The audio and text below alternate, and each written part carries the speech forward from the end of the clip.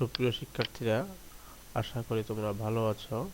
আজ আমরা শিখব ডেস্কটপ পরিচিতি। আমরা ডেস্কটপ বা ল্যাপটপ ওপেন করার পর,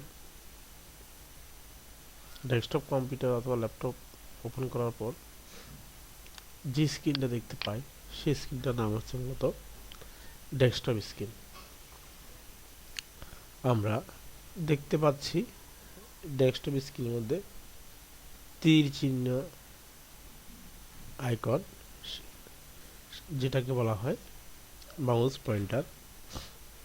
একেবারে নিচে লম্বা যে দাগটা দেখা যাচ্ছে লাইনটা, সেটা হচ্ছে টাস্কবার।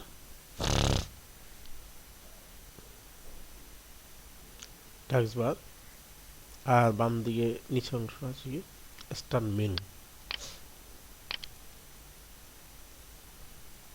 এছাড়া মাই কম্পিউটার, রিসাইকেল বিন,